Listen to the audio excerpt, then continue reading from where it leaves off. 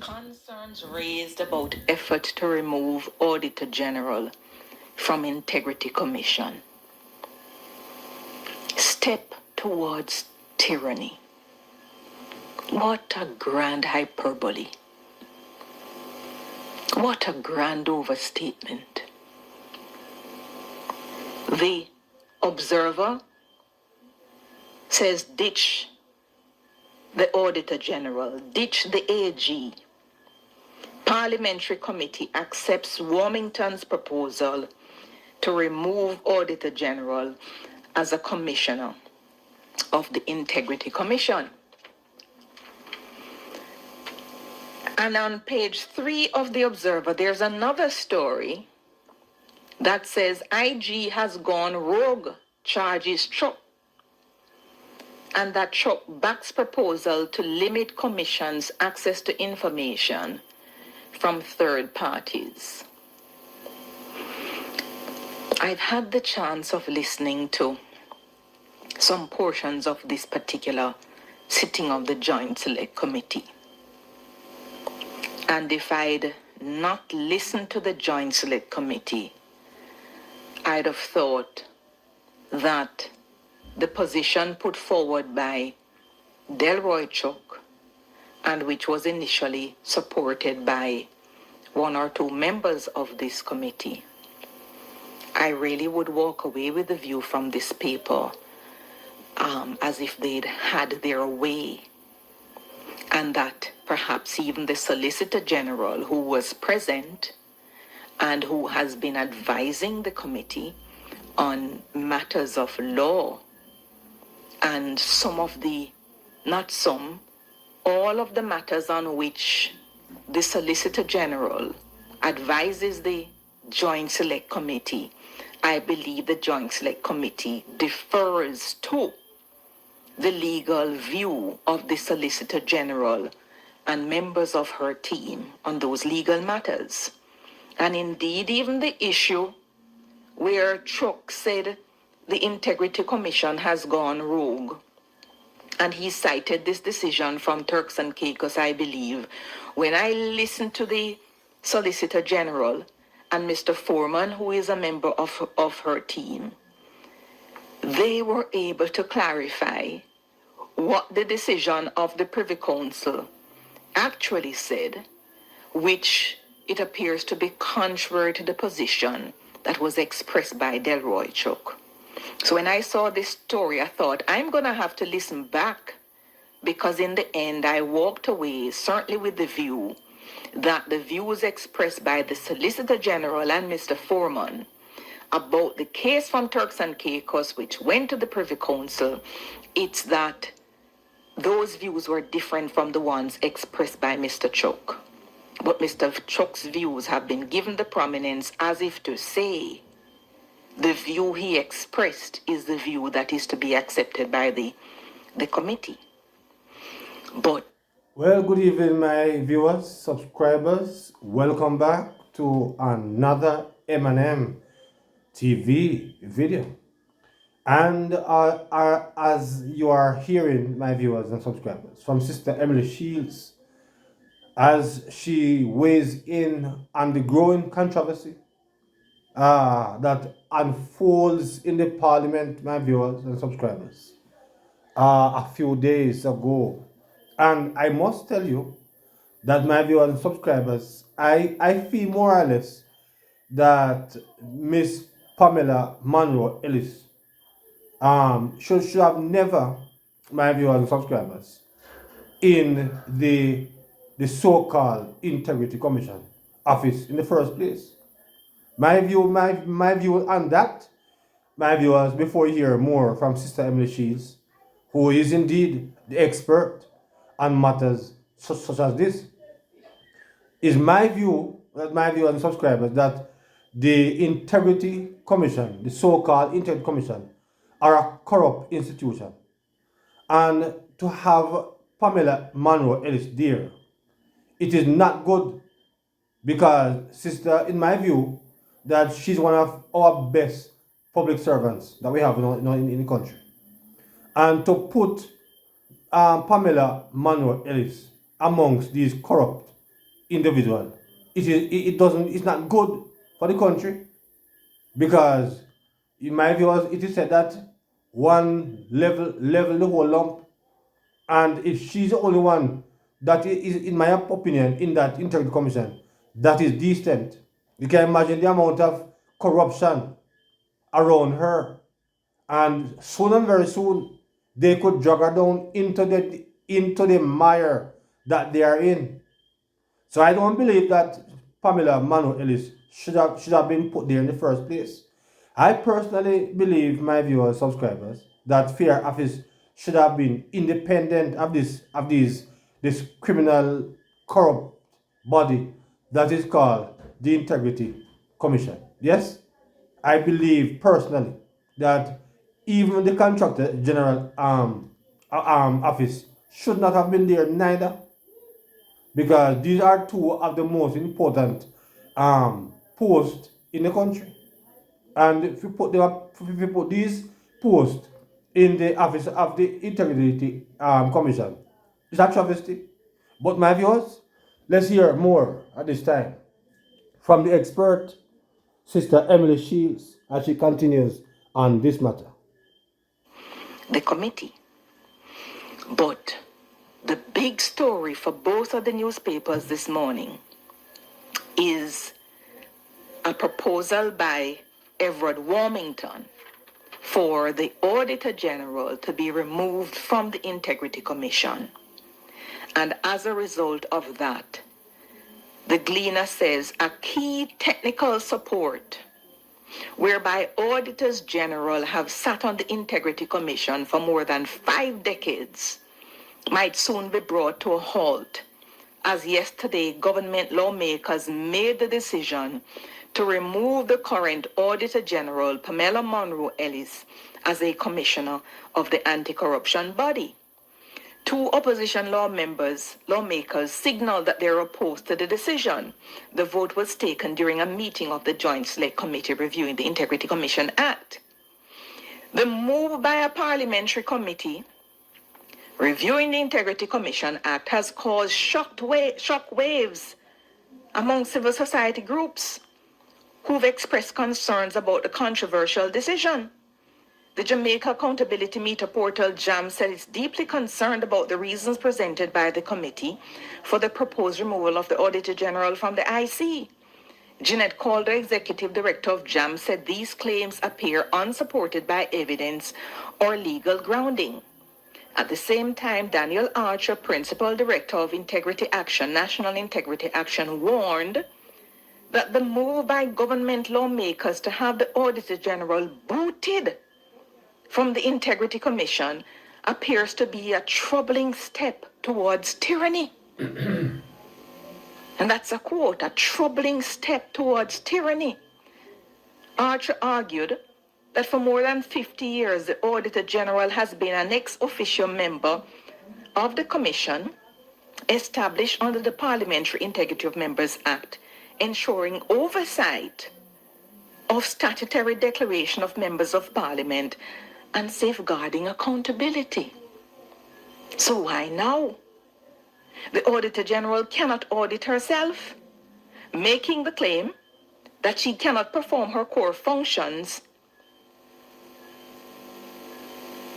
is a lazy and disingenuous justification for her removal.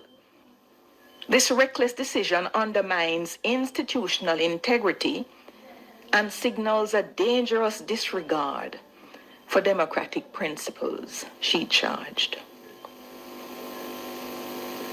Needless to say, I don't agree with any of this. Neither do I.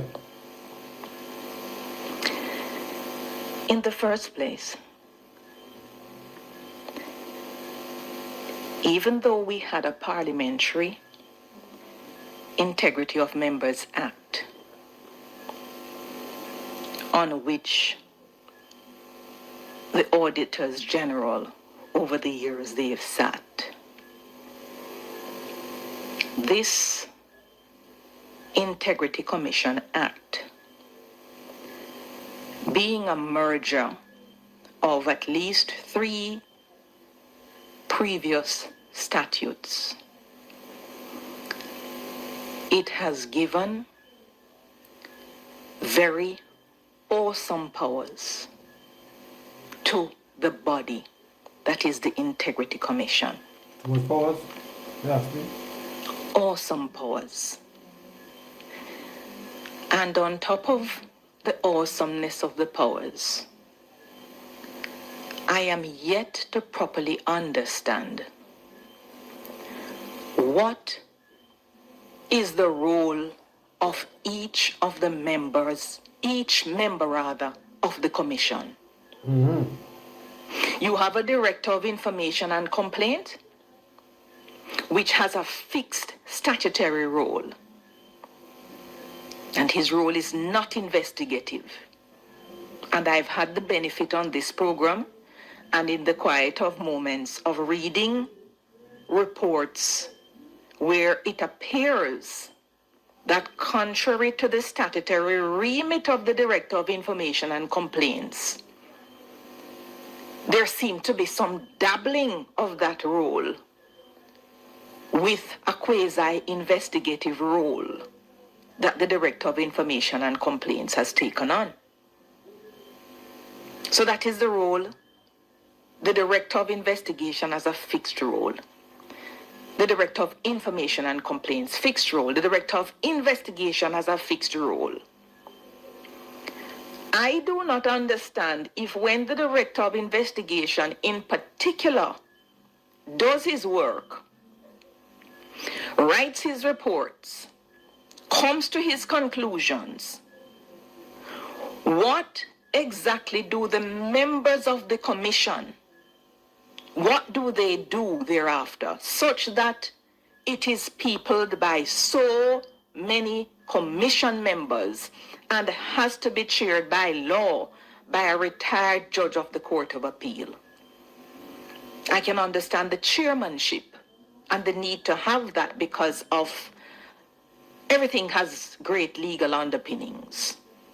But I do not understand what functions do the members of the commission who are not Director of Investigation and Director of Information and Complaints or Director of Investigation, what roles do they perform? Because I don't get the impression that if the Director of Investigation makes a conclusion, then the Auditor General or indeed the chairman or any other member of the commission, I don't get the impression that they have the lawful authority to read and to say to the Director of Investigation, change this conclusion because it is not in line with the findings or with the evidence that you have put before us. So it may be that the number of people on the commission may be a grand and unnecessary overload. And especially when the Auditor General has very important and specific constitutional functions, and which functions in relation to the Integrity Commission it cannot conduct in terms of an audit because of the presence of the Auditor General herself on the commission. It may very well be a good thing to have the constitutional rule reinstated, whereby the Auditor General can actually audit the Integrity Commission if she is not a member. Yes, sister. I agree. It may be that we don't even need to appoint another person as commissioner because I'm not clear as to exactly what the commissioners do. Indeed, for much of the time that there has been a review of this law, even a minister appeared to be of the view that the executive director, who is merely a postman, Yes. moving around mails from one department to the next and getting paid some ridiculously high money. Crazy. The minister thought that the executive director was actually the face of the Integrity Commission. So we have an expensive postman, Expensive postman. and we have a law Oh, God. that appears to dictate that there are these different directors who are supposed to act in silos. And we have a law that also names some high-level commissioners whose roles we don't really understand because of the awesome role that is given particularly to the director of investigation. Oh Lord Jesus, my God.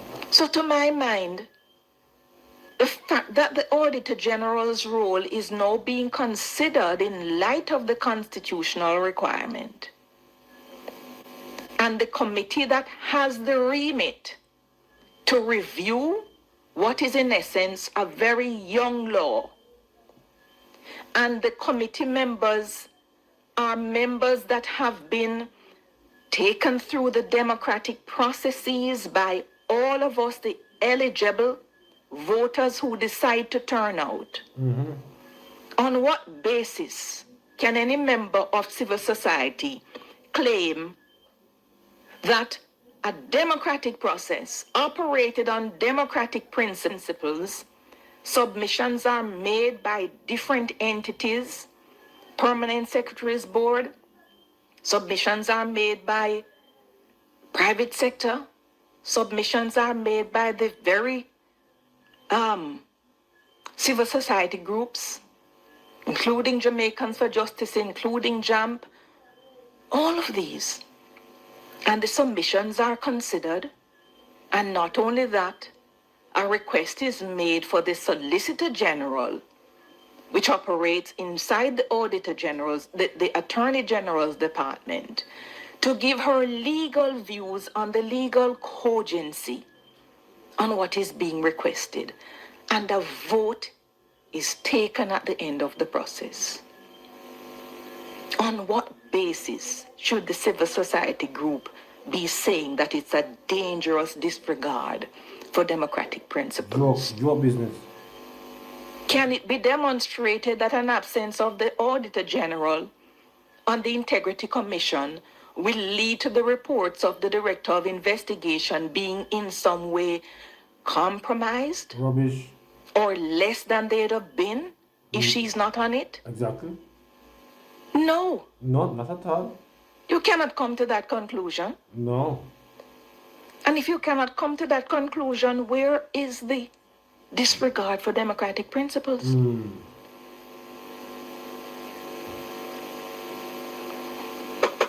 And this is what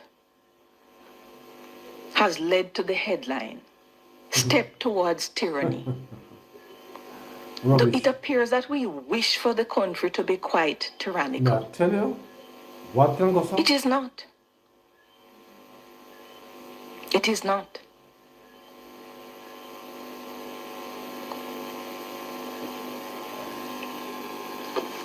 Well, anyway, it seems to me that if we don't have the outcome that we wish, then and only then is the process undemocratic. Exactly. But only if we have our way is the process fair. How fair is that? Can't fear that. The other matter that called. Yes, my viewers and subscribers, before you hear a little bit my viewers from Sister Emily Shields on the other matter, the office of the Auditor General, my viewers and subscribers, was functioning long before this body set up. My viewers, we have long used to the Auditor General doing her good work before this body set up.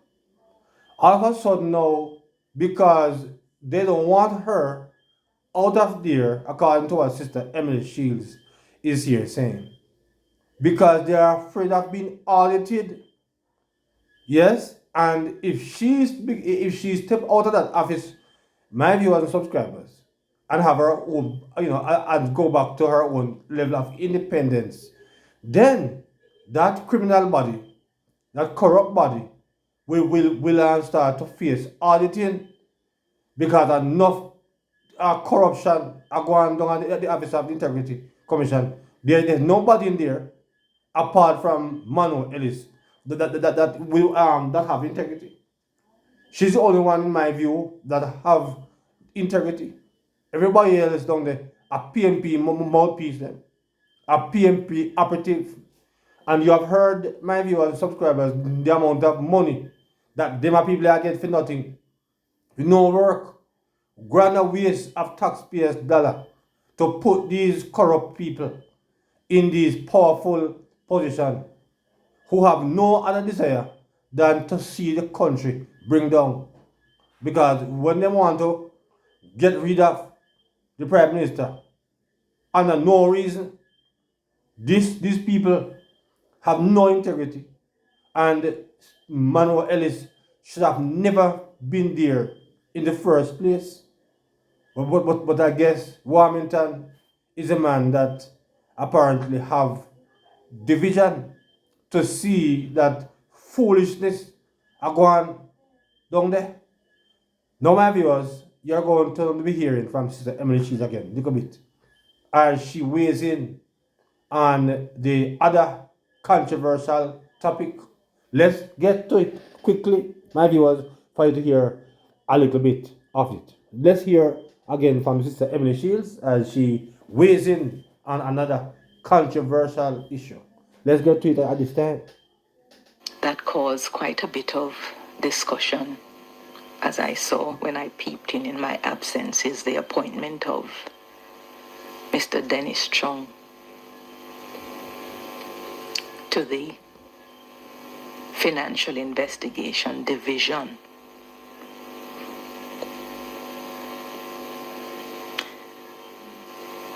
I'd have preferred that that appointment had not taken place. And my preference came or has come